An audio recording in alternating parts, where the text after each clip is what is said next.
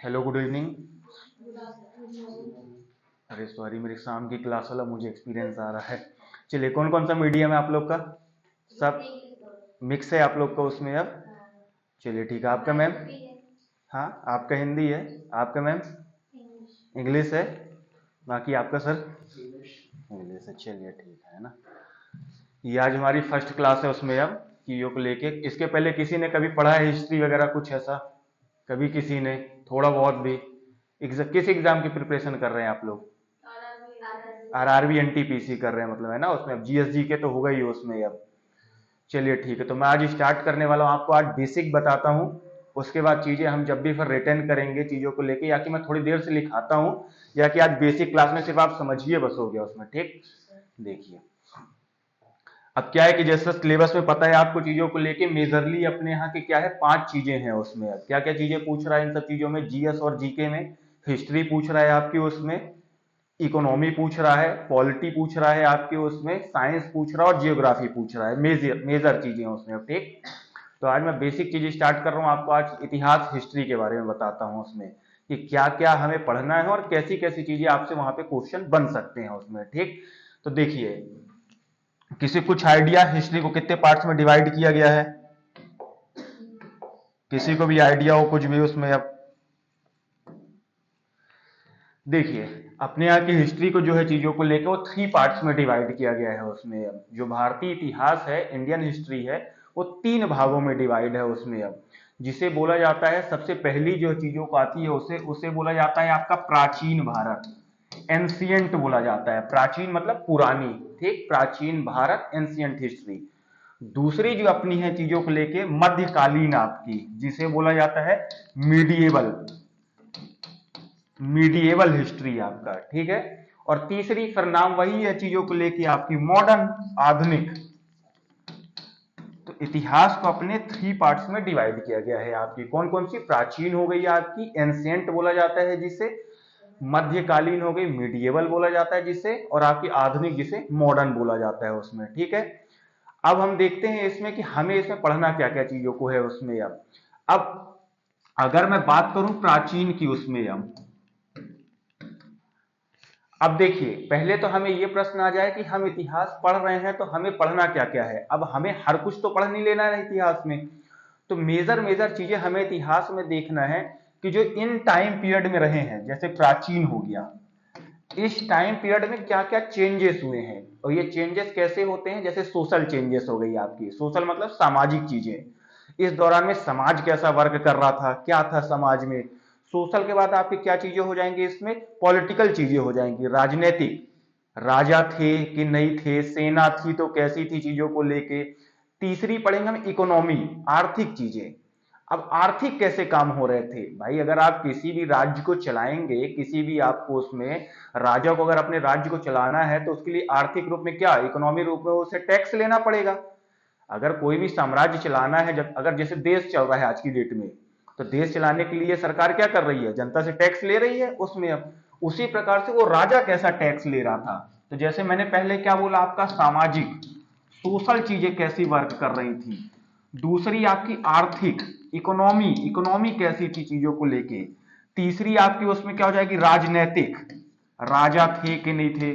चौथी आपकी कल्चरल चीजें हो जाएंगी, जिसे बोला जाता है सांस्कृतिक।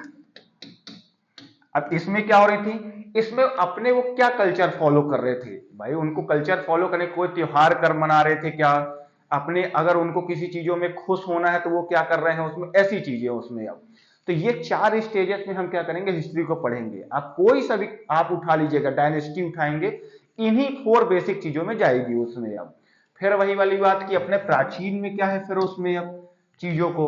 तो प्राचीन में हम जो मेजर चीजें हैं जो आपके लिए काम की हैं, तो उसके पहले भी चीजें, जैसे आपकी एक पाषाण संस्कृति होती है, पत्थर युग आपने सुना होगा थोड़ा बहुत भी, कि आदिवासी थे उसमें अब चीजों को लेके स्टार्टिंग में मतलब, तो वो क्या करते थे, पत्थर वगैरह के औजार बनाते थे उसमें। अब तो वो पढ़ेंगे उसको भी, ऐसा नहीं है, लेकिन लेकिन उसको बेसिक रूप से इतना ध्यान उसमें नहीं देंगे।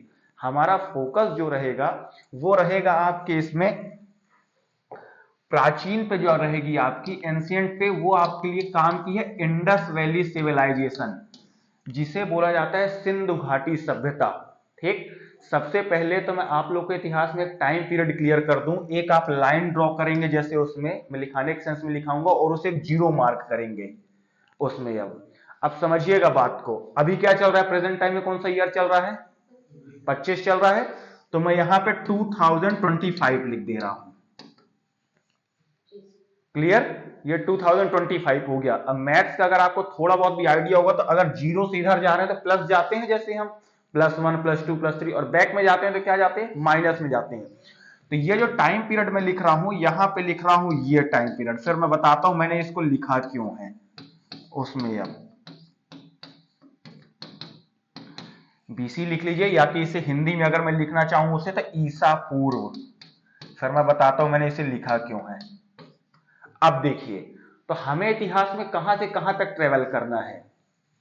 जिसे नहीं समझ में आएगा बिल्कुल पूछ सकते हैं, ठीक।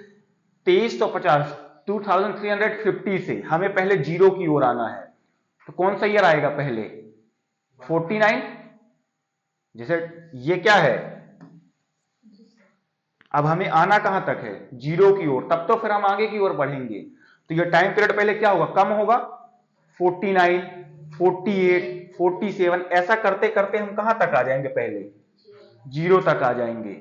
और फिर हम उसके बाद आगे मूव करेंगे कहां, 1 2 3 4 5 6, ऐसा उसमें। क्लियर है चीजें इसमें। अब तो ये जो टाइम पीरियड मैंने लिखा है, ये मैंने टाइम पीरियड इसका लिखा है कि इंडस वैली सिविलाइजेशन, जिसे हिंदी में बोला जाता है सिंधु घाटी सभ्यता। ये अपने यहां की पहली सभ्यता है, सिंधु घाटी सभ्यता। तो ये जो टाइम पीरियड मैंने लिखा है, ये टाइम पीरियड किसका है, इंडस वैली सिविलाइजेशन का, सिंधु घाटी सभ्यता का टाइम पीरियड है उसमें। अब फिर वही वाली बात कि सिंधु घाटी सभ्यता को सिंधु घाटी सभ्यता ही क्यों कहा जाता है। तो प्रश्न ये आता है कि ये जो सभ्यता थी आपकी, ये कैसी थी, ये सिंधु नदी है आपकी, उसमें सिंधु और उसकी सहायक नदियां मतलब हेल्पिंग रिवर, जो से जाके मिलती हैं जाके कैसे, ठीक। जैसे कोई अगर मेन नदी है तो उससे जा जाके कौन सी नदी मिल रही है, वो कहलाती है आपकी सहायक नदियां। तो ये जो सभ्यता थी आपकी सबसे पुरानी, ये क्या थी, ये सिंधु और उसकी जो सहायक नदियां थी उनके इर्द गिर्द थी उसमें। अब तो प्रश्न आता है फिर ये कि सिंधु की सहायक नदियां और कौन कौन सी होंगी, तो रावी, चिनाब, झेलम, व्यास और सतलज नदियां, ये ठीक। ये नदियां कैसी थी, ये नदियां, ये अगर ये सिंधु नदी है मान लीजिए उसमें, तो ये रावी, चिनाब, झेलम, व्यास, सिर्फ आज समझे बस हो गया, बाकी मैं चीजें लिखाऊंगा फिर, झेलम, व्यास, सतलज है ना ये। तो इसके इर्द गिर्द घूम रही थी ये सभ्यता, इस कारण से इसे कैसा बोला जाता है, सिंधु सभ्यता बोला जाता है। दूसरा, इस पे क्या था, अब देखिए, अब समझना चालू करते हैं स्ट्रक्चर बेस में। मैंने बोला ना कि 4 चीजों में हम फोकस करेंगे। तो देखिए, अब 4 चीजों को लेके हम इस सभ्यता को समझ लेंगे उसमें। अब सबसे पहली चीजों को मैंने क्या लिखा, सामाजिक, सोशल चीजें उसमें। अब समाज शांति प्रिय था, लड़ाई झगड़ा कुछ नहीं था उस दौरान में उसमें। अब समाज आसानी से पीसफुल रहता था, है ना उसमें। अब कोई लड़ाई झगड़ा वगैरह नहीं था चीजों को लेके उसमें। अब दूसरी मैंने लिखी अगर राजनैतिक, राजनैतिक चीजों में जब समाज शांत होगा, लड़ाई झगड़ा होगा नहीं उस दौरान पे, तो राजा वगैरह का हमें कोई ऐसा कॉन्सेप्ट देखने को यहाँ पे नहीं मिला है कि इस सभ्यता में कोई राजा रहा होगा, ये सब हमें देखने को बिल्कुल भी नहीं मिला हुआ है, ठीक। राजा वगैरह, हाँ 2 चीजें आई हैं देखने के लिए, उसे हमें देखने के लिए मिले हैं। अब जैसे आप अगर कहीं भी सभ्यता रह रहे हैं तो उसे क्या करेंगे, आप अपने स्थान आवास बनाएंगे उसमें। अब तो हमें 2 आवास देखने को मिले जरूर है, जिन्हें बोला जाता है पूर्वी टीला, बताता हूं फिर ये क्या होता है, और एक होता है आपके पश्चिमी। आप अगर किसी स्थान में रह रहे हैं तो जैसे क्या होगा कुछ, अब उस दौरान पे ये सभ्यता के बारे में एक चीज और बता दूं, इस सभ्यता के बारे में बोला जाता है ये नगरीय सभ्यता थी आपकी, इनका नगर नियोजन स्ट्रक्चर बहुत शानदार था उसमें। अब ये ऐसी सभ्यता नहीं थी चीजों को लेकर, ठीक है ना, इनके स्ट्रक्चर को लेकर, जो इनके स्ट्रक्चर बनाया गया था इन्होंने अपने यहां उस दौरान में, आज से, और मैं बात कर रहा हूं लगभग ये मान लीजिए इस टाइम पीरियड की, मतलब आप समझ रहे हैं चीजों को लेके इसमें। अब कि पहले तो ये टाइम पे मतलब 2350 वर्ष इधर, अब 2025 आज, मतलब लगभग लगभग मैं बोलूं चीजों को लेके कितना उसमें, अब 4000 5000 वर्ष पहले की बात कर रहा हूं मैं। उस दौरान में इन्होंने अपनी सेफ्टी के लिए क्या किया था, अन्नागार बना के रखे थे। अन्नागार मतलब जैसे क्या होता था, अब पहले स्ट्रक्चर समझिए फिर समझाता हूं। अब ये दूसरा क्या होगा, राजनीतिक चीजें होंगी, राजा वगैरह का कोई कॉन्सेप्ट नहीं, ठीक। तीसरा मैंने क्या लिखा था वो उसमें, अब आर्थिक। आर्थिक, आर्थिक मतलब इकोनॉमी, कैसे, अभी इकोनॉमी, मुद्रा नहीं थी उस दौरान में, राजा नहीं है, राजा टैक्स लेगा नहीं, मुद्रा का कोई कॉन्सेप्ट था नहीं उस दौरान में इसमें। तो ये कैसे चल रहे थे, ये चल रहे थे आपके बार्टर सिस्टम में, वस्तु विनिमय प्रणाली में। अब वस्तु विनिमय प्रणाली क्या हो रही थी, जैसे मान लीजिए एग्जांपल के तौर पे कि मैम के पास मान लीजिए अगर गेहूं हो गया उसमें अब, और आपके पास चावल हो गया उसमें, तो आपने क्या किया, मैम ने आपको 1 किलो गेहूं दे दिया और आपने मैम को 1 किलो चावल दे दिया। ये होता था बार्टर सिस्टम, वस्तु विनिमय प्रणाली। कि जैसे मान लीजिए मेरे पास क्या है कि आप लोग के पास क्या हो गया, अनाज हो गया, अब मुझे कोई मिट्टी का बर्तन चाहिए, तो आज की डेट में क्या है, हम जाते हैं, पैसे पे करते हैं और लेके चले आते हैं। उस दौरान पे ऐसा नहीं था, हम गए, हम उन्हें कुछ अपना प्रोडक्ट दिए, उन्होंने कुछ हमें अपना प्रोडक्ट दे दिया। तो ये चीजें, आर्थिक चीजें ऐसे मैनेज हो रही थी उसमें, ठीक है ना। मनोरंजन की चीजें, सांस्कृतिक क्या कर रहे थे, सांस्कृतिक लिख लीजिए, और या कि इसी में ऐड ऑन करके धार्मिक लिख लीजिए, उनका धर्म कैसा था, धार्मिक, रिलीजियस कैसे थे उसमें। अब ये तो रिलीजियस में क्या कर रहे थे वो, रिलीजियस में प्रकृति पूजक थे, नेचर प्रेमी थे।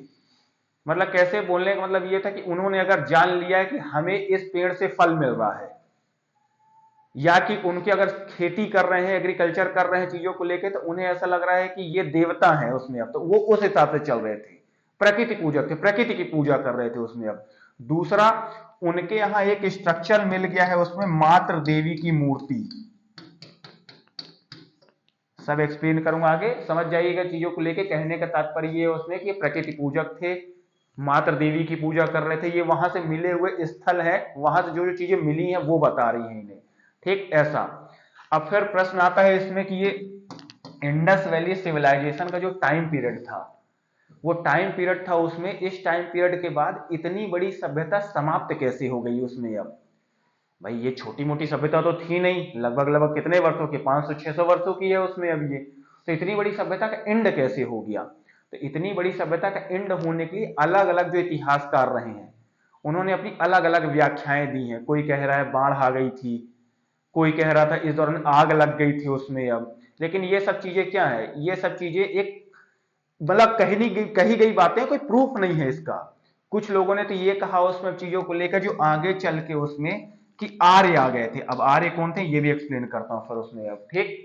तो ये थी एक बेसिक स्ट्रक्चर है सिंधु घाटी सभ्यता का उसमें। अब लिखेंगे तब उस सेंस में जाएंगे, जो इनसे क्वेश्चन बनते हैं वो क्वेश्चन ये बनते हैं कि भारत में जो जो सिंधु घाटी के स्थल मिले हुए हैं, अब ये सभ्यता कहीं बसी होगी तो किसी प्लेस में जाके बसी होगी उसमें, अब है ना। तो ये जाके जैसे आपकी गुजरात हो गया, गुजरात में कहां थी, राजस्थान में कहां थी, पंजाब में कहां थी उसमें। अब तो ये स्ट्रक्चर यहाँ के जो जो स्थल हैं, अब अगर खुदाई हो रही है वहां पे उसमें, अब तो उस खुदाई से क्या क्या चीजें निकल रही हैं, क्या क्या चीजें मिल रही हैं उसमें। अब उस दौरान से हमें पता चल रहा है कि ये सभ्यता कैसी थी, कितनी डेवलप थी, क्या थी। जैसे पकी हुई ईंटों का मिलना, ईंट मिल रही है उसमें, अब बर्तन मिल रहे हैं मिट्टी के उसमें। अब तो ये चीजें बता रहे हैं कि कैसी सभ्यता थी उसमें।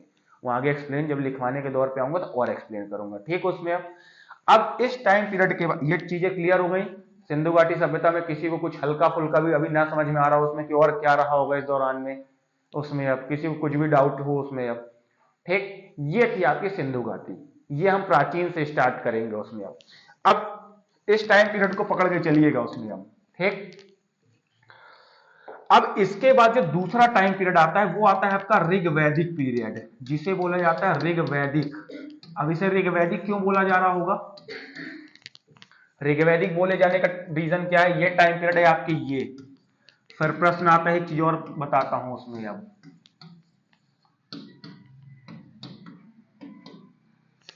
मैंने सिंधु घाटी सभ्यता का टाइम पीरियड क्या लिखा था, 1750 तक लिखा था, याद है। मैंने सिंधु घाटी सभ्यता का टाइम पीरियड क्या लिखा है,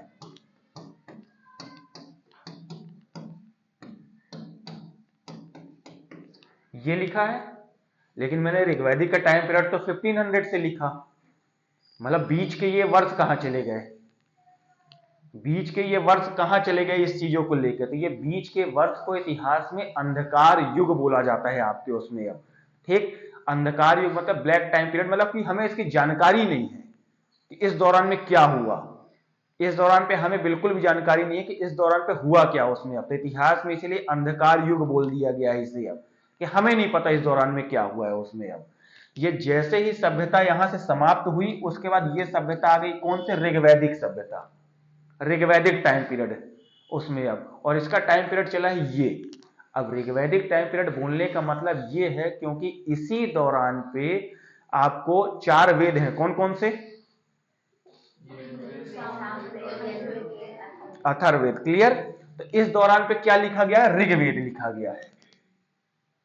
इस दौरान पे क्या लिख दिया गया, ऋग्वेद लिख दिया गया। टाइम पीरियड लगभग इसका 1400 बीसी के करीब का। इस कारण से इसे क्या बोला जाता है, ऋग्वैदिक काल बोला जाता है, ऋग्वैदिक। और इस दौरान पे भारत में एक, बोल सकते हैं आप, एक प्रजाति आ गई थी जिसे आर्य बोला जाता था उसमें अब। आर्य जो आए थे आपके मध्य एशिया, सेंट्रल एशिया से आए थे। मैक्स मूलर महोदय हैं एक इतिहासकार, वो ऐसा बोलते हैं कि आर्य लोग थे।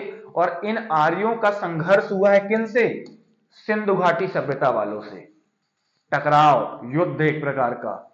तो इसी युद्ध में सिंधु घाटी सभ्यता क्या हो गई आपकी, कोलैप्स कर गई, पतन हो गया उसका। किसके कारण, क्योंकि आर्यों के आगमन के कारण आर्य भारत में आ गए उसमें अब। ठीक, तो ये बोला जाता है ऋग्वैदिक कल्चर उसमें अब, ऋग्वैदिक टाइम पीरियड इसमें अब इस कॉन्सेप्ट में क्या हो गया था, चीजों को लेके समाज में एक तनाव की भावना आ गई थी उसमें अब, मतलब है ना, समाज थोड़ा सा शांति प्रिय से अपने संघर्ष को लेके आगे बढ़ने लग गया था उसमें अब।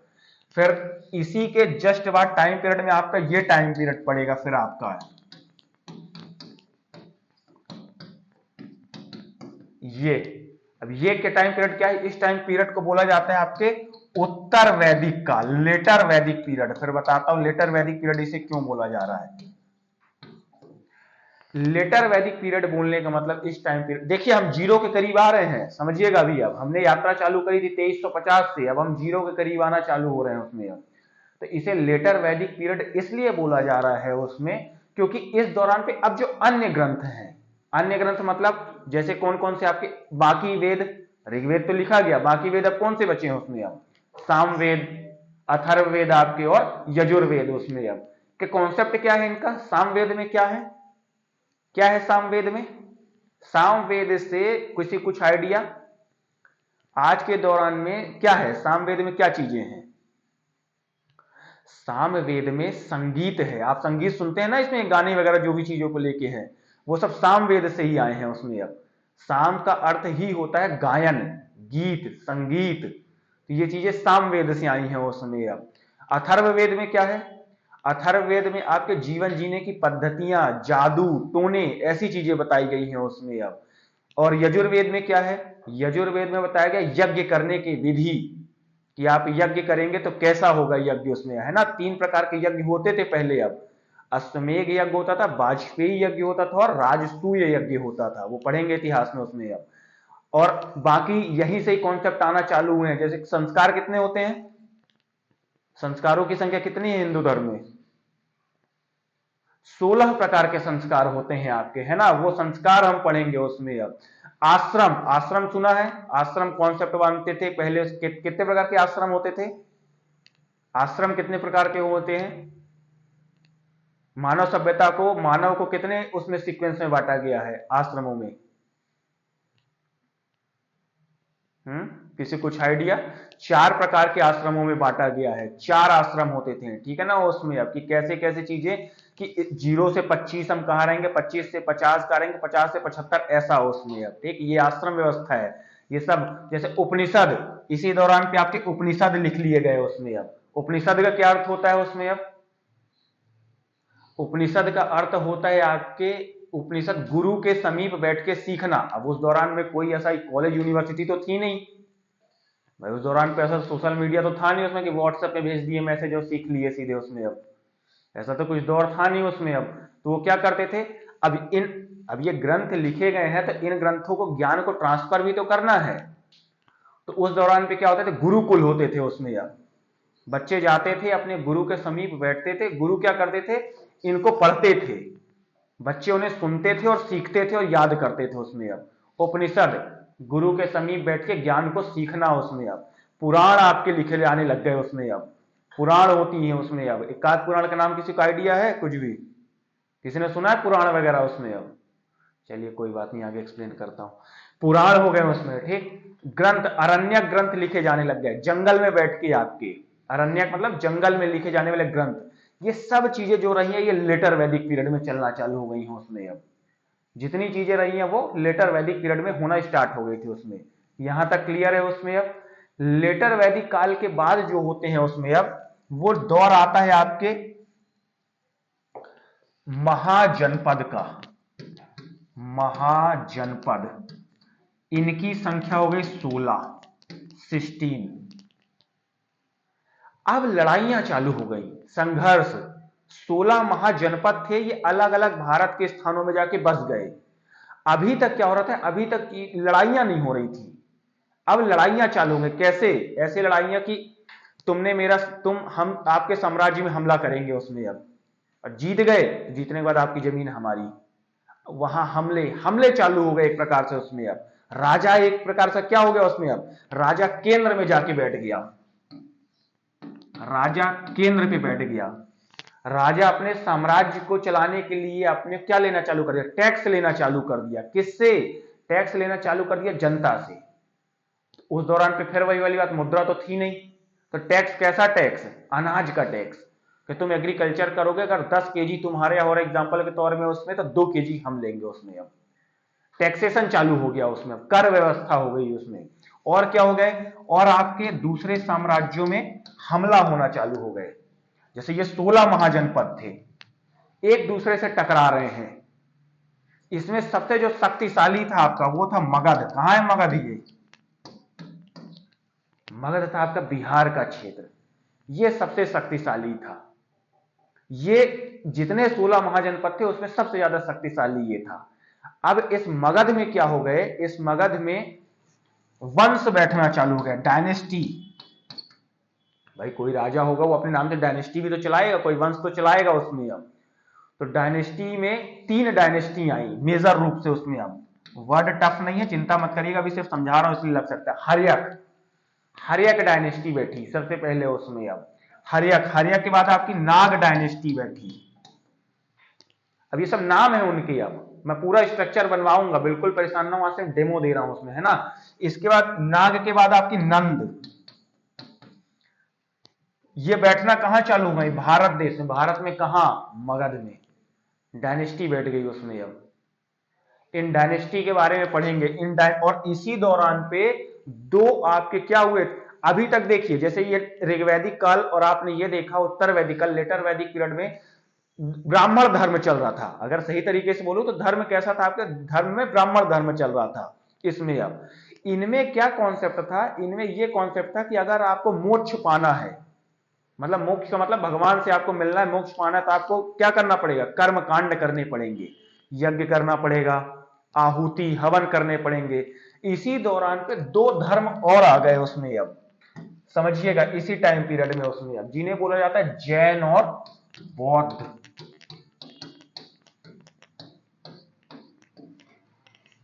जैन, जैन धर्म आ गया। इन्होंने बोला नहीं, ऐसा कोई कॉन्सेप्ट नहीं है उसमें। अब आडंबर करने की ज्यादा जरूरत नहीं है, आसानी से भी मोक्ष मिल सकता है उसमें। अब ये कॉन्सेप्ट ये दोनों धर्मों ने दे दिया उसमें। अब जैन धर्म के जो थे उसमें 24 तीर्थंकर हुए हैं, 24 भगवान बोला जाता है उन्हें। अब उनके 24वें तीर्थंकर का नाम था महावीर स्वामी उसमें। और गौतम बुद्ध में थे, बुद्ध धर्म के थे गौतम बुद्ध थे उसमें।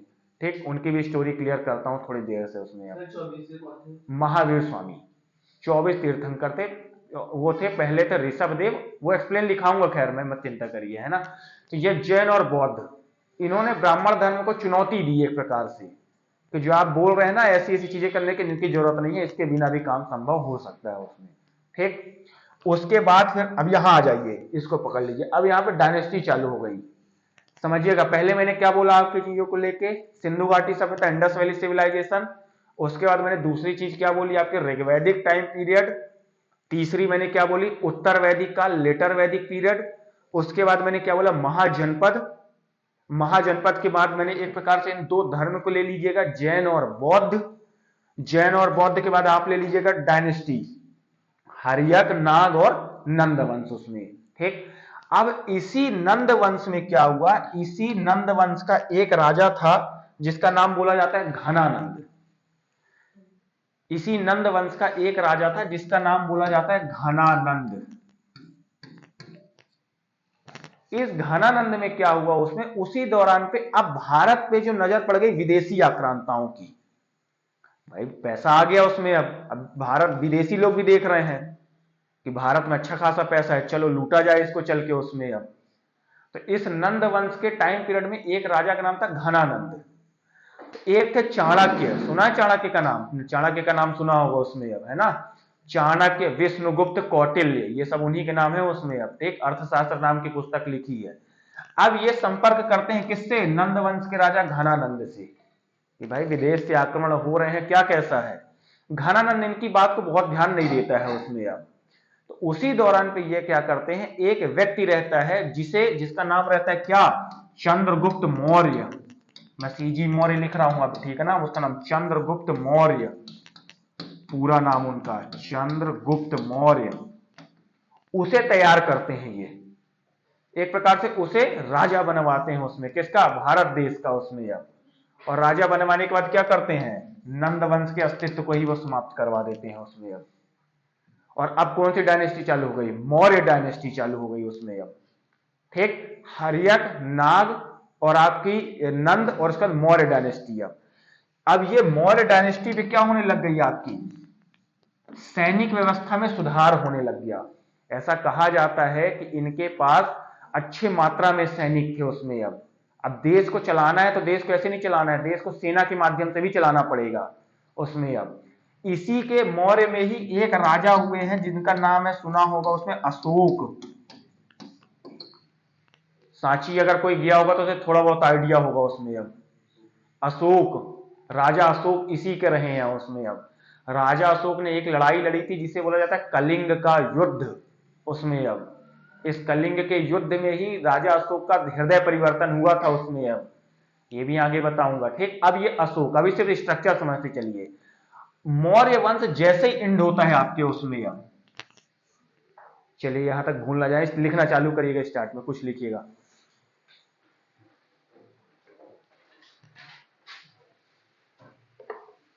भारतीय इतिहास को, इंग्लिश वालों के लिए इंग्लिश भी बोल दूंगा उसमें, मत चिंता करें। पहले हिंदी वाले जो हिंदी हैं हिंदी लिख लें, बाकी इंग्लिश वालों के लिए इंग्लिश भी बोल दूंगा। भारतीय इतिहास को तीन भागों में विभाजित किया गया है, विभाजित किया गया है। लिखेंगे प्राचीन भारत, प्राचीन भारत, मध्यकालीन भारत, मध्यकालीन भारत। थर्ड लिखेंगे उसमें, तीसरी आधुनिक भारत। हिंदी इंग्लिश वालों के लिए बोल रहा हूं, आधुनिक भारत।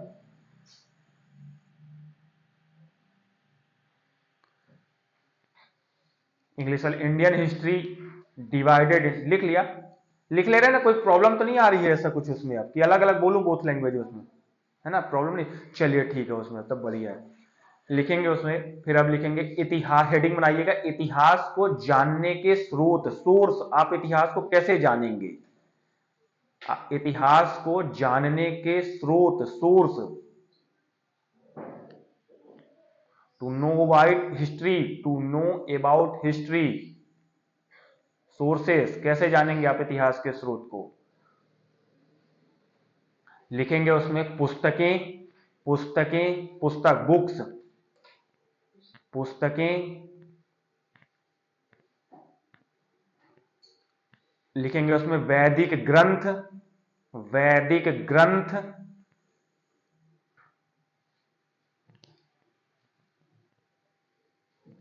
वैदिक ग्रंथ में फिर लिखेंगे कोष्टक में उसमें अब बना के उसमें ऋग्वेद, ऋग्वेद, सामवेद, सामवेद, अथर्ववेद, अथर्ववेद, फोर्थ लिखेंगे यजुर्वेद,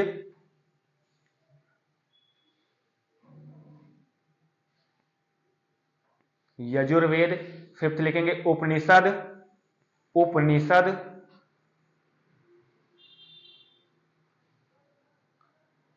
उपनिषद लिख दूं, लिख लिया। अगला लिखेंगे पुराण, ये लिखा हुआ पुराण और उपनिषद।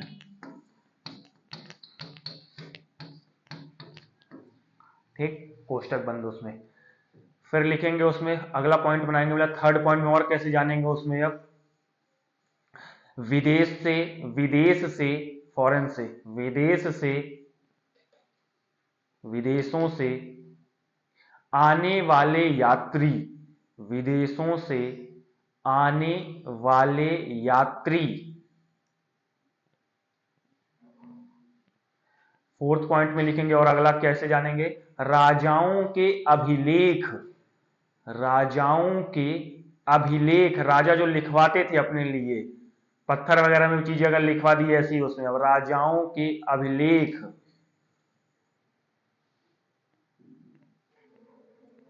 एक, हाँ, राजाओं के अभिलेख, अभिलेख होता था आपके उसमें, जैसे वो चीज अपने बारे में कोई चीज लिखवाते थे उसमें, अब अभिलेख,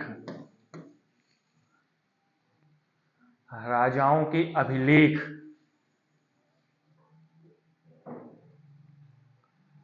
ठीक, ये हो गई आपकी इसमें जानने के इतिहास को। आप इन इन स्रोतों, और बहुत सारे हैं चीजों को लेके, वो लिखना जरूरी नहीं है उसमें, काम काम की चीजें लिखिए बस, हो गया उसमें। ठीक, चलिए अब पहली हेडिंग डालिएगा उसमें ऋग्वेद, ऋग्वेद के बारे में कुछ लिखिए उसमें, क्योंकि जरूरी है, क्वेश्चन इसी से बनेगा उसमें। अब ऋग्वेद,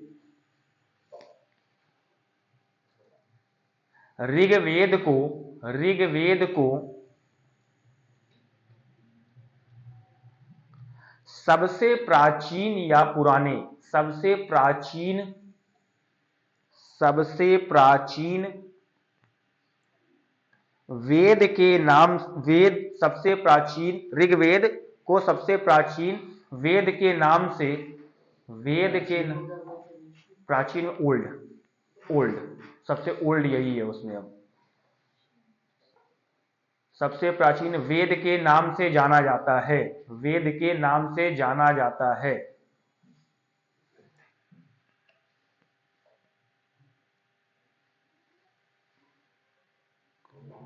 जिसकी रचना, जिसको लिखा गया था, जिसकी रचना, मैं इंग्लिश के लिए भी बोलता हूं उसमें, पर शाम की क्लास में मैं हिंदी इंग्लिश दोनों कंबाइन बोलता हूं उसमें, एक बार हिंदी बोल देता हूं, एक बार इंग्लिश, तो जिससे प्रॉब्लम होगी वैसा ही बोल दूंगा मैं उसमें, है ना। जिसकी रचना 1400 बीसी में, 1400 बीसी, ईसा पूर्व लिख लीजिएगा या कि हिंदी वाले, 1400 बीसी में की गई थी, की गई थी।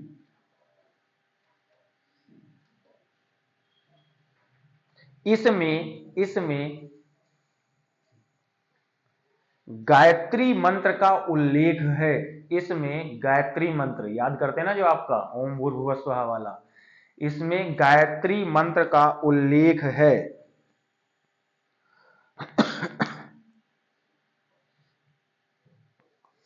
इसमें अगला पॉइंट बनाएंगे, इसमें 10 मंडल हैं, मंडल मतलब चैप्टर टाइप, 10 मंडल इसमें, लेकिन मंडल ही लिखेंगे, इसमें 10 मंडल हैं, ये लिखा हुआ 10 मंडल, इसमें 10 मंडल हैं। और और और ऋग्वेद में, ऋग्वेद में 1028 सूक्त लिखेंगे, सूक्त, और कोष्टक में लिख लेंगे भजन, ये भी पूछा गया क्वेश्चन है। 1028 सूक्त और कोष्टक में लिख लेंगे भजन है।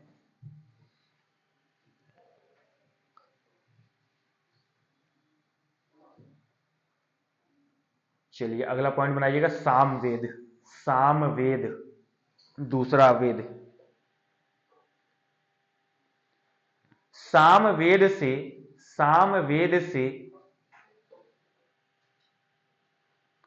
भारतीय संगीत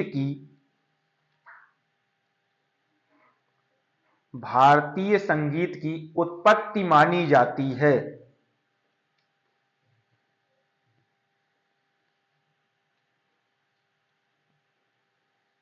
सामवेद से भारतीय संगीत की उत्पत्ति मानी जाती है। अगला पॉइंट लिखेंगे इसी में।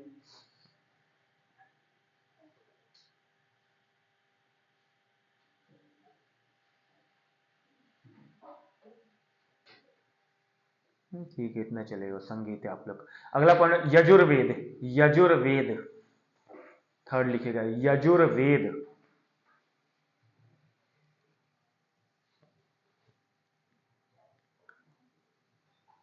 इस वेद में यज्ञ पद्धति के बारे में, यज्ञ आप जो यज्ञ करते हैं उसमें हवन, यज्ञ पद्धति के बारे में बताया गया है। बताया गया है।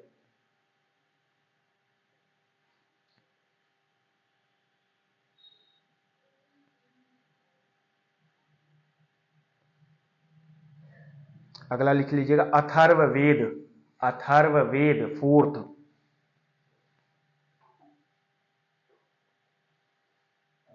अथर्ववेद में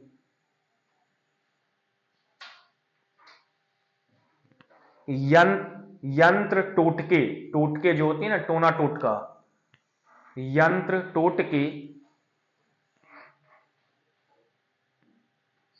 ज्योतिष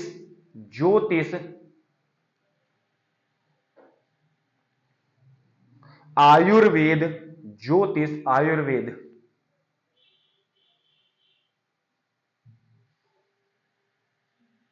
आदि के बारे में, आदि बहुत सारी हैं और चीजें, आदि के बारे में बताया गया है। आदि के बारे में आयुर्वेद, और ये इतने में समाप्त करिए, आयुर्वेद के बारे में बताया गया है।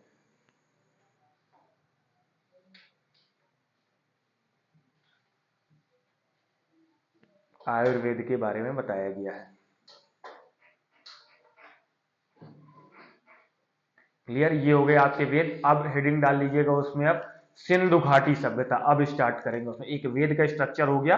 ये वेद खैर पूरा डिटेल में बाद में भी लिखाऊंगा, लेकिन अभी सिर्फ लिखिएगा, एक कॉमन सेंस के हिसाब से लिखा दिया उसमें, ये थोड़ा समझ। अब डालिएगा सिंधु घाटी सभ्यता, Indus valley civilisation.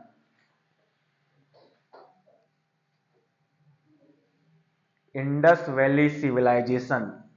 Time period लिखिएगा इसका,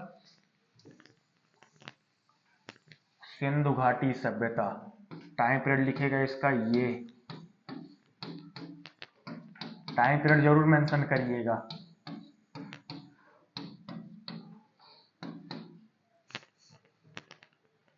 सिंधु घाटी सभ्यता लिखिएगा इसमें फर्स्ट पॉइंट। अब लिखना चालू करिए।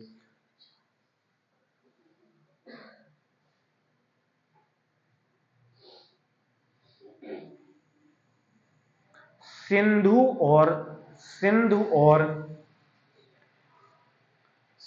और उसकी, लिखना चालू करिएगा, सिंधु और उसकी सहायक नदियां, सिंधु और उसकी सहायक नदियां, कोष्टक में लिखिएगा। अब को सहायक नदियों में कोष्टक बनाइए, फिर रावी, रावी, व्यास, व्यास,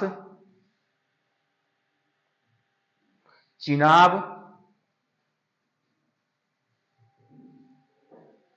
सतलज, सतलज, और कोष्ट लिखिएगा झेलम, झेलम, झेलम, कोष्टक बंद, झेलम के किनारे बसे होने के कारण, के किनारे बसे होने के कारण इसे इसे इसे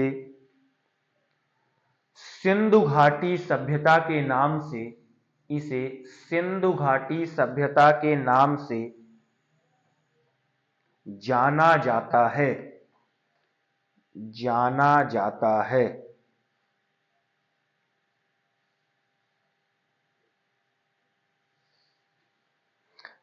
दूसरा पॉइंट लिखेंगे, यह एक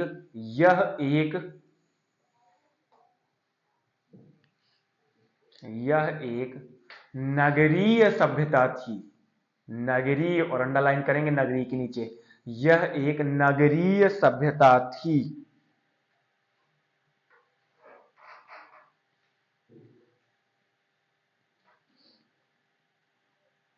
नगरीय सभ्यता थी।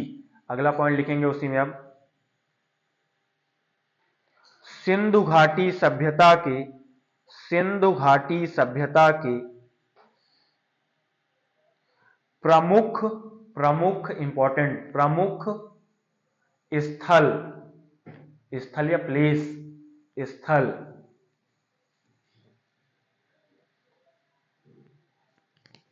चलिए अब एक चार्ट बनाइएगा। अब ये सिंधु घाटी सभ्यता की स्थल कहां कहां रहे हैं उसमें, है ना, उनके बारे में हम देखेंगे। जो आप लोगों से क्वेश्चन पूछता है कि इन स्थानों की खोज किसने करी थी और यहां से क्या क्या चीजें, वस्तुएं क्या क्या मिली हैं यहां से उसमें, अब ये इंपॉर्टेंट है। ठीक, एक टर्म लिखिएगा आपका स्थल, ऐसा एक चार्ट बनाइएगा, स्थल, प्लेस एक चार्ट में लिखिएगा स्थल, इस फर्स्ट वाले में स्थल, दूसरे में लिखिएगा आपके उसमें खोज, खोज किसने करी इसकी, खोजकर्ता कौन था इसका, खोज। फिर एक चार्ट और बनाइएगा उसमें वर्तमान, वर्तमान में कहां पे है ये, आज की डेट में अब कहां पे है, तो प्रेजेंट टाइम में, वर्तमान में। और एक तरफ लिखिए फोर्थ चार्ट में लिखिएगा यहां से मिला क्या क्या है, क्या मिला है, क्या क्या वस्तुएं यहां से मिली हैं इन स्थानों से, प्राप्त वस्तुएं लिख लीजिएगा, प्राप्त वस्तुएं फोर्थ में, प्राप्त वस्तुएं क्या मिला है यहां से उसमें। अब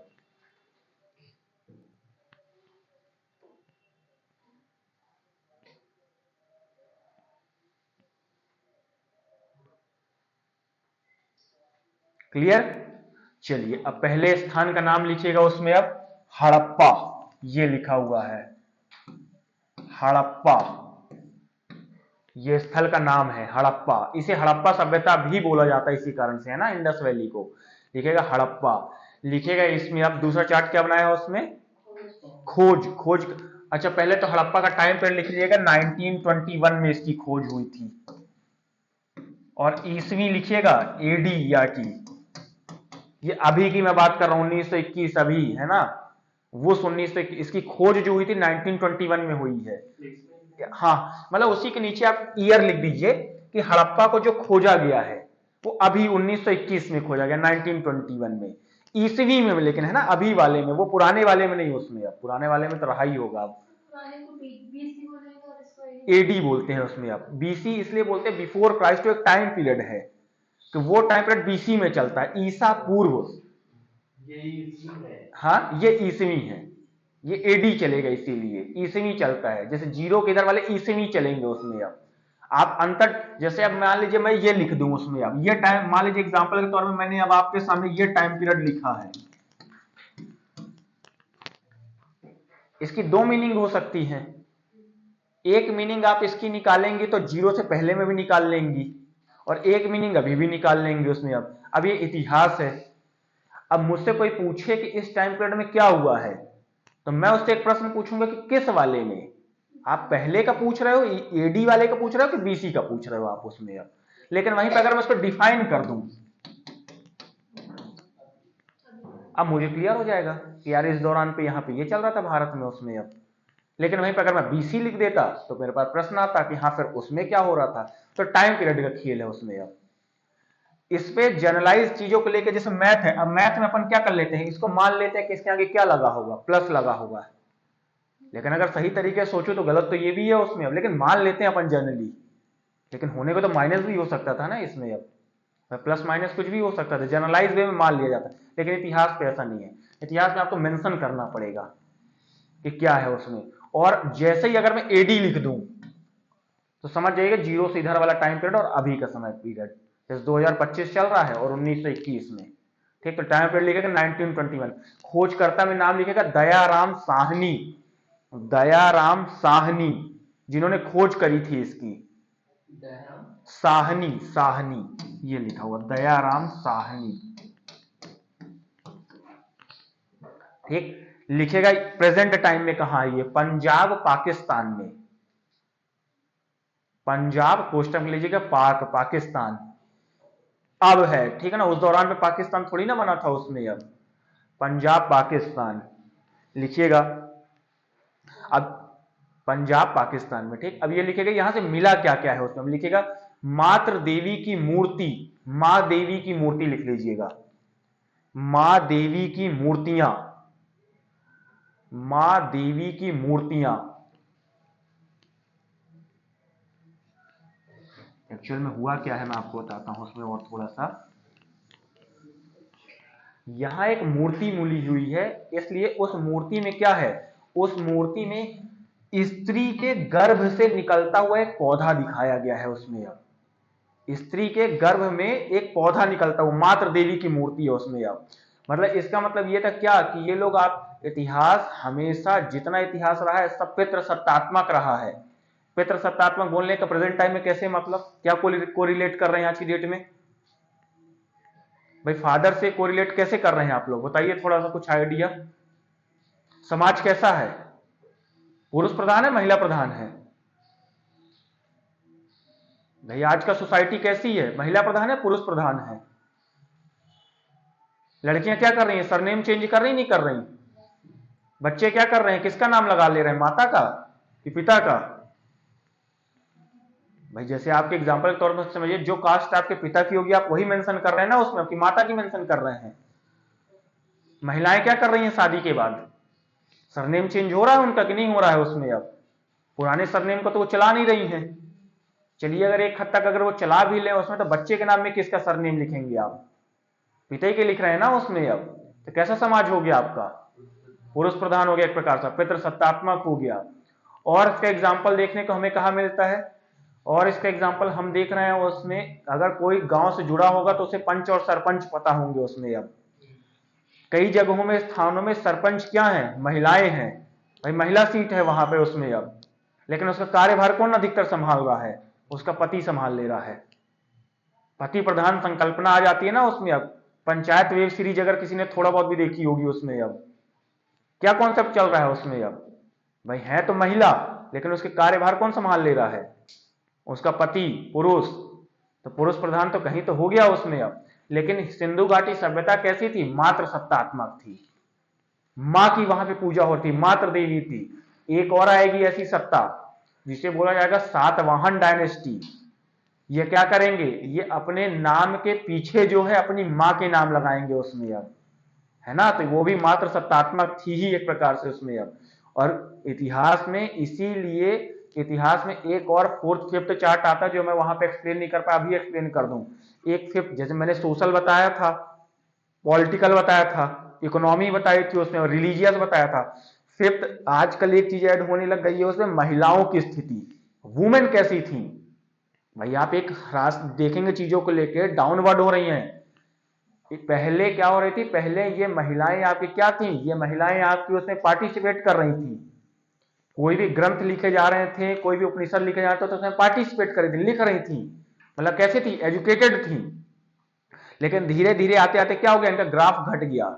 क्यों, क्योंकि भारत में एक प्रथा आ गई थी जिसे बोला जा रहा था सती प्रथा, सती प्रथा। अब ये सती प्रथा क्या हो रही थी, सती प्रथा की एग्जैक्ट मीनिंग ये है कि इसमें कि अगर उसका पति किसी युद्ध में समाप्त हो गया है लड़ते लड़ते उसमें, अब तो महिला को भी क्या कर दिया जाता था, उसी आग में जला दिया जाता था, या कि उसकी भी मृत्यु हो जाती थी, मृत्यु कर दी जाती थी सही मायने से उसमें। अब उसको बोला जाता था सती प्रथा।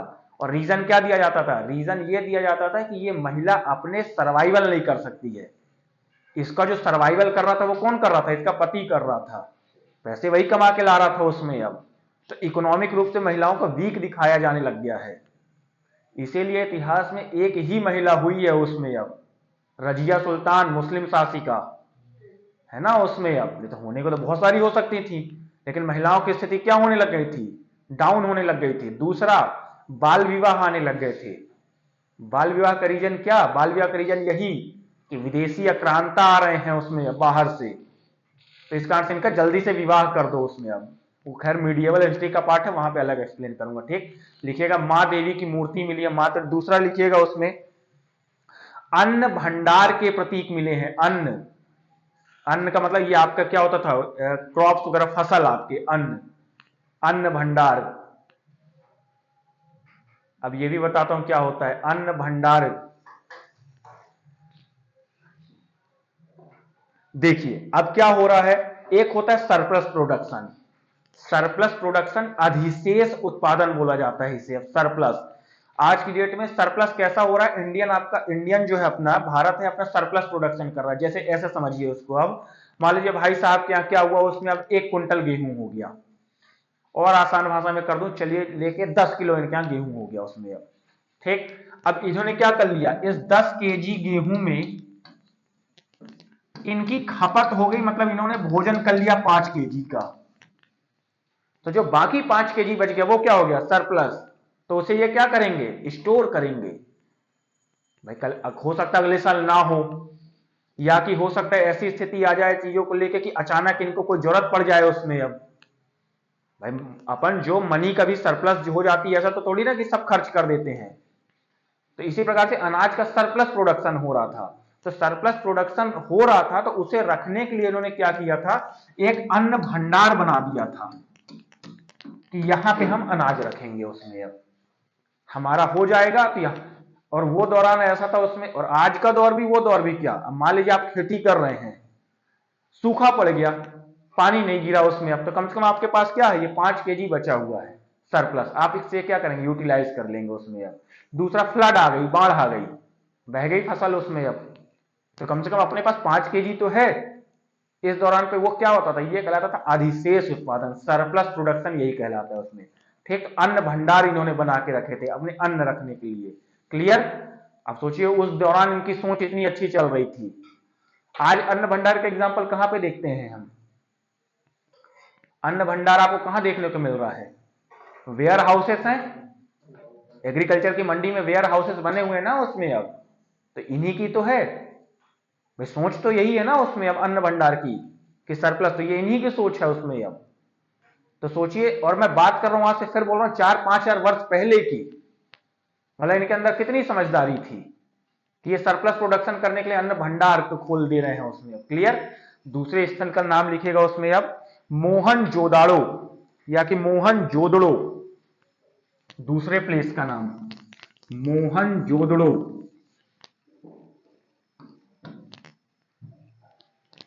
टाइम पीरियड लिखेंगे 1922, 1922 के समय में, 1922। खोजकर्ता के नाम लिखेंगे राखल दास बनर्जी, ये लिखा हुआ है राखल दास बनर्जी।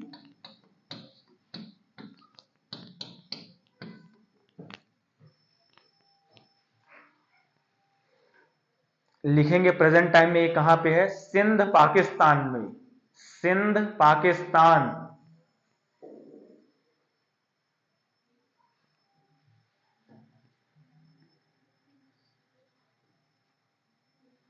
लिखेंगे यहां से मिला क्या क्या है, उन जल निकासी प्रणाली, जल निकास नालियां, जल निकासी प्रणाली, बताता हूं फिर ये क्या हो रही थी, जल ड्रेनेज सिस्टम, ड्रेनेज सिस्टम, जल निकासी प्रणाली,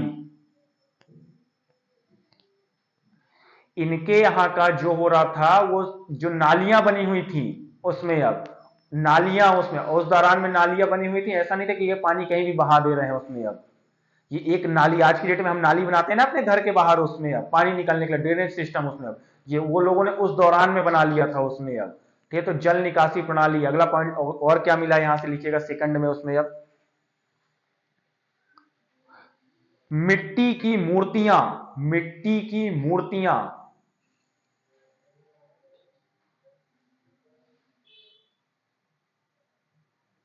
मिट्टी की मूर्तियां। अगला पॉइंट लिखेगा स्नानागार, ये लिखा हुआ है स्नानागार, बाथ बाथ सिस्टम जहां पे लोग नहा रहे हैं, स्नानागार उसमें अब। हाँ इसी पे, मतलब यहीं से मोहनजोदड़ो से ही मिला हुआ है। महान स्नानागार, बाथ सिस्टम। जैसे आप एक स्ट्रक्चर होता था तालाब वगैरह का, या कि जल का एक भरा होता था, वाटर बाथ होता था, और वहां पे जाके लोग स्नान कर लेते थे उसमें, है ना स्नानागार। ऐसा नहीं कि वो भी कहीं पे भी नहा रहे हो उसमें, ठीक स्नानागार, ठीक। सेकंड उसमें, थर्ड लिखेगा स्थल का नाम, तीसरे प्लेस का नाम लिखेगा उसमें धौलावीरा, लिख दे रहा हूं उसमें अब। थर्ड का नाम ये लिखा हुआ है धौलावीरा।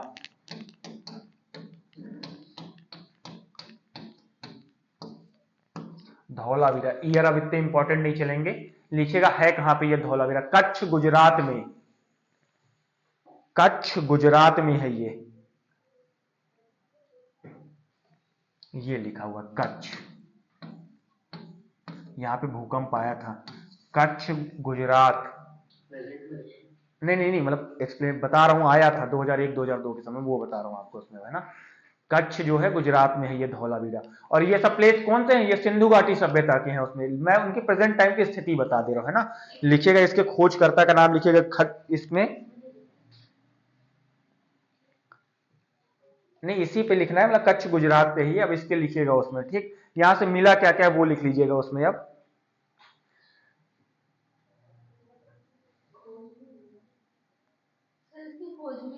खोज में बता रहा हूं उसमें अब।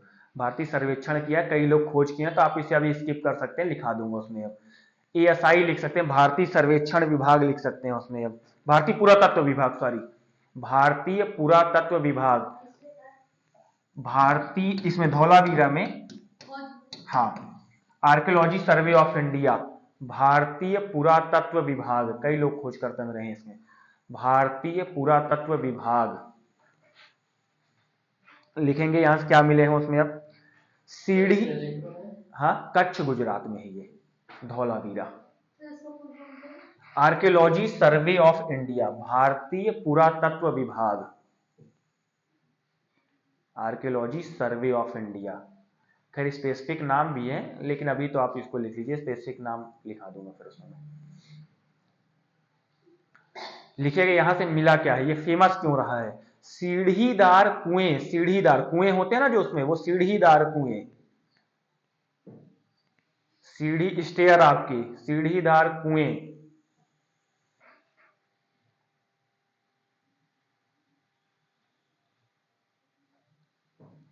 फोर्थ नाम लिखिएगा स्थल का नाम उसमें अब, राखी गढ़ी। बहुत चीजें हैं भाई उसमें, क्या होता है इसमें, मैं अभी इसलिए नहीं लिखा रहा हूं आप लोगों को चीजों को लेके, कि एक फर्स्टली आपको मैं ऐसा डेमो दे रहा हूं रफली उसमें अब, है ना। जो चीजें मैं क्या करता हूं उसमें फिर, अब जिस दिन से, अभी तो ये मान लीजिए कि 2-3 दिन वाले डेमो क्लास है उसमें, अब इसको सिर्फ एज अ पार्ट आप लिख रहे हैं उसमें, बाकी इसको और डीप में एक्सप्लेन करूंगा उसमें। अब ये ऐसा नहीं है कि ये चीजें यहां समाप्त हो गई हैं, अभी मैं ऋग्वेद, यजुर्वेद, सामवेद, अथर्ववेद पूरी डीपली चीजें लिखाऊंगा आपको उसमें। अब सिंधु घाटी सभ्यता को अभी मैंने कुछ भी नहीं लिखाया है। जो अगर पुराने बच्चे आए नहीं है, जो मेरी पुरानी क्लास ले चुके हैं उसमें, अब उन्हें पता है।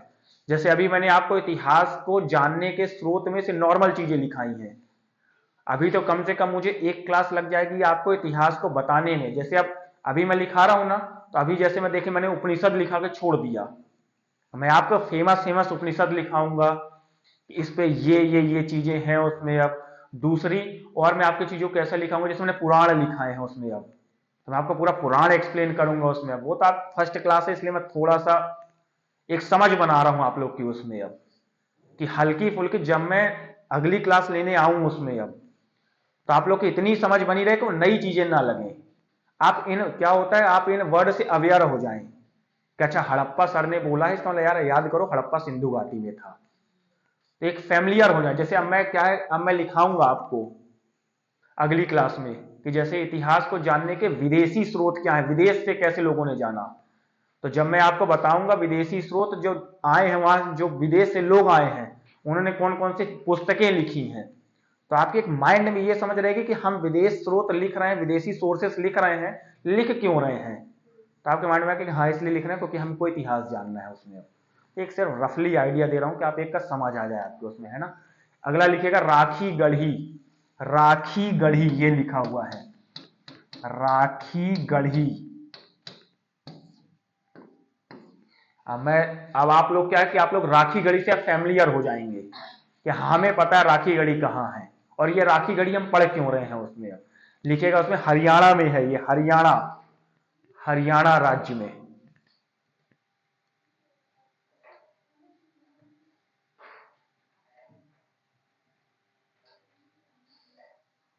लिखेंगे उसमें डॉक्टर अमरेंद्र नाथ ने खोज की थी इसकी, डॉक्टर अमरेंद्र नाथ। खोज करता हूं यार, कई के नाम आएंगे, है ना। अभी आप लिखते चलिए, फिर मैं अच्छे से एक्सप्लेन और करूंगा। डॉक्टर अमरेंद्र नाथ लिखेगा। यहां से क्या क्या मिला है उसमें। अब मानव कंकाल, मानव कंकाल,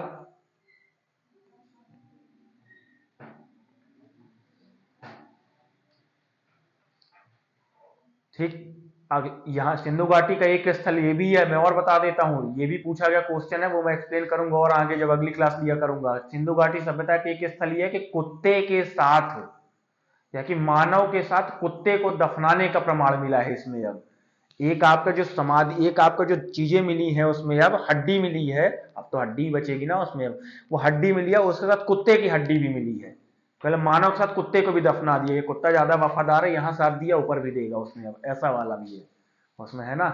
और ये भी चीजें रहेंगी, ये सब चीजें लिखेंगे उसमें। अब अगला लिखेगा लोथल, लोथल अगले स्थल का नाम, लोथल।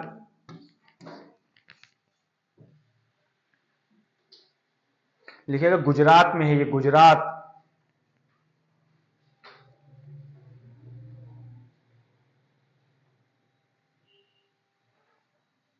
लिखेंगे इसमें जहाज बनाने का स्थान, शिप, जहाज, जहाज बनाने का स्थान मिला है, बंदरगाह लिख लीजिए सीधा उसमें, बंदरगाह। जहाज बनाने का स्थान बंदरगाह लिख लीजिए, पोर्ट, बंदरगाह।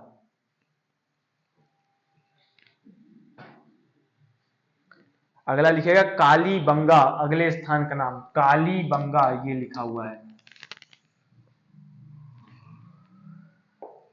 कालीबंगा। लिखिएगा प्रेजेंट टाइम में ये कहां पे है कालीबंगा, स्थान का नाम लिखिएगा कालीबंगा का, राजस्थान में, राजस्थान।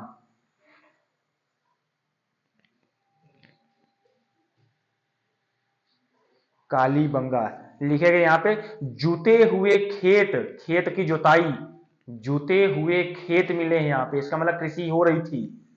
जूते हुए खेत, समझ गए ना, जो खेत की जुताई वाला, जूते हुए खेत।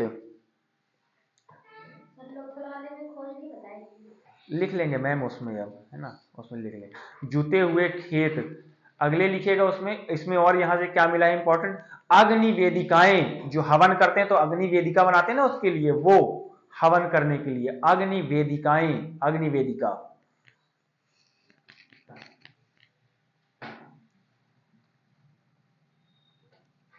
अगले स्थल का नाम लिखिएगा बनावली, बनावली ये लिखा हुआ है,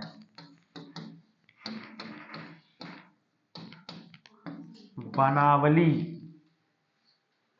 लिखिएगा बनावली कहां पे, ये हरियाणा में है, ये हरियाणा।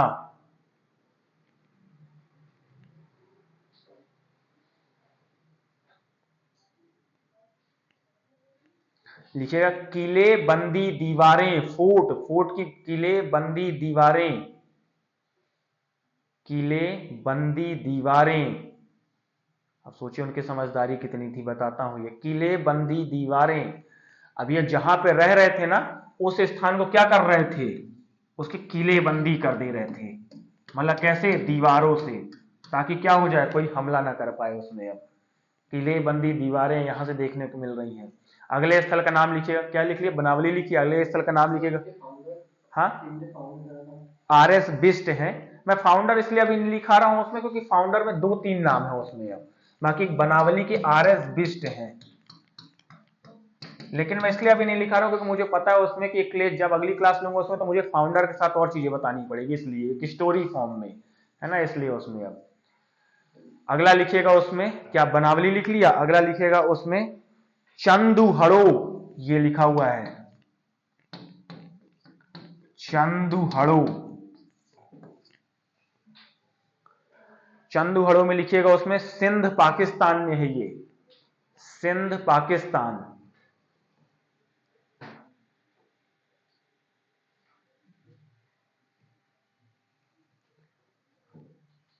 अगले स्थल का नाम लिखिएगा, और इसमें सब मैं एक्सप्लेन करूंगा, चिंता ना करिए। अगले स्थल का नाम लिखिएगा आलमगीरपुर, आलमगीरपुर। और ये क्यों फेमस है ये भी बताऊंगा, आलमगीरपुर लिख लीजिएगा, उत्तर प्रदेश में है ये, उत्तर प्रदेश। गीरपुर, आलमगीरपुर उत्तर प्रदेश।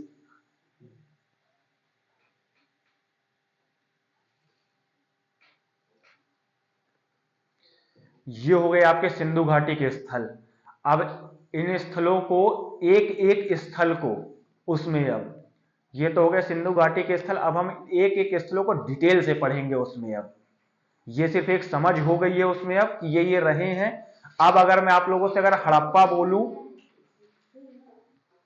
अगर मैं आपसे अब हड़प्पा बोलूं, मोहनजोदाड़ो बोलूं, चंदुहड़ो बोलूं, तो आपको ये वर्ड नए नहीं लगने चाहिए उसमें, अब सुने हुए लगने चाहिए, क्योंकि आज सुन लिया है इन्हें अब। और सबसे पहले आपके मन में तुरंत आ जाना चाहिए कि अगर मैं यहाँ पे चंदुहड़ो बोल रहा हूँ या कि मैं राखी गढ़ी बोल रहा हूँ, उसमें बनावली बोल रहा हूँ, तो आपके माइंड में पहले ही वर्ड आना चाहिए, अच्छा बनावली मतलब वहां पे उसमें। अब लोथल मतलब कहाँ पे, ऐसा ना लगे कि ये लोथल कहाँ से आ गया। मैम इनको पूरा एक्सप्लेन करूंगा मैं, पूरा एक एक चीज आपको डिटेल के साथ। अभी तो सिर्फ मैंने आपकी एक समझ बनाई है उसमें। अब मैं आपको हड़प्पा के बारे में ही कम से कम इतनी चीजें एक्सप्लेन करूंगा कि 10 से 15 फैक्ट दूंगा आपको, कि उसी 15 फैक्ट 20 फैक्ट में आपके पेपर में फंसेगा उसमें। अब मैंने सिर्फ और सिर्फ एक चार्ट बनवाया कि अब ये आप लोग को कल जाके ये आइडिया रहे कि ये चीजें कहाँ कहाँ हैं उसमें अब, और हमें स्टार्ट कहाँ से करना है उसमें। अब जैसे अभी स्टार्ट यहां से नहीं होगा, स्टार्ट स्टार्ट होगा आपको और पहले से। पहले आपको इतिहास जानने के स्रोत से स्टार्ट करूंगा और क्या क्या चीजें रही हैं। ऋग्वेद में इतना थोड़ी ना है कि ऋग्वेद में एक चीज लिख ली है उसमें। अब ऋग्वेद में भी अभी 4-6 फैक्ट लिखेंगे कि उसे पढ़ने वाले को क्या बोलते थे, ऋग्वेद के क्या क्या उपवेद है ऋग्वेद में, और क्या क्या है उसमें। अब है ना, ये था उसमें। अब इंग्लिश में प्रॉब्लम तो नहीं हो रही किसी को, बोथ लैंग्वेज में बोलूं कल, कैसा क्या है? अगर किसी इंग्लिश में लिखना हो तो वो भी बताएं उसमें। अब लिख ले रहे हैं हिंदी, नहीं लिख ले रहे, कंफर्टेबल है ना उस, बहुत सा नहीं लिख रहे आप, चलिए मैं कल आपके लिए इंग्लिश बोलूंगा उसमें, ठीक है ना उसमें। अब क्योंकि शाम के बैच में मैं ये करता हूँ उसमें। अब एक बार ट्रांसलेशन हिंदी और इंग्लिश दोनों जाता है उसमें। अब ठीक, ये थे आपके सिंधु घाटी सभ्यता और इतिहास का एक बेसिक उसमें। अब किसी को कुछ पूछना है, किसी को कुछ डाउट, घर से कुछ भी पढ़ के आए, कोई दिक्कत नहीं है, इतिहास पढ़ के आ रहे हैं। किसी को लग रहा नहीं हमने जियोग्राफी पढ़ ली है आज घर में, किसी को लग रहा नहीं हमने पॉलिटी पढ़ ली है, किसी को लग रहा है नहीं हमने इकोनॉमिक्स पढ़ ली है, बाकायदा आए क्लास के बाद बिल्कुल डिस्कशन कर लें, कोई दिक्कत नहीं है। चीज़ों को लेकर जो पढ़ के आ जाएं, किसी को लग रहा नहीं मैं ये पेपर पढ़ के आया हूँ आज का और मुझे ये चीज़ पूछनी है, बिल्कुल पूछ लें, कोई दिक्कत नहीं हो सर, मैं एक्सप्लेन कर दूंगा उसमें। क्लास जैसे ही ओवर हो जाए, ये चीज़ नहीं समझ में आ रही ये चीज़ बताइए, कहीं का भी होगा वो, मैं एक्सप्लेन कर दूंगा उसमें। चलिए ठीक है ना, किसी को पूछना तो नहीं है, समझ में आ रही है चीज़ें उसमें अब आसानी से? और नहीं समझ में आए बिल्कुल क्लास में आप हैंड रेज करके पूछ सकते हैं उसमें। अब कि ये चीज़ एक बार और बताइए, ये चीज़ एक्सप्लेन नहीं हो रही है उसमें, डिटेल में भी पढ़ेंगे, ऐसा नहीं है उसमें। अब इसीलिए शाम वाले बैच में क्या हो गया, शाम वाले में हिस्ट्री लगभग लगभग इंड के कगार में है, एंसेंट पढ़ाया हूँ, मीडिएवल पढ़ाया हूँ, मॉडर्न पढ़ा दिया हूँ उसमें। अब ये स्ट्रक्चर आप लोग का भी चलेगा उसमें, ठीक है? चलिए ठीक है, थैंक यू।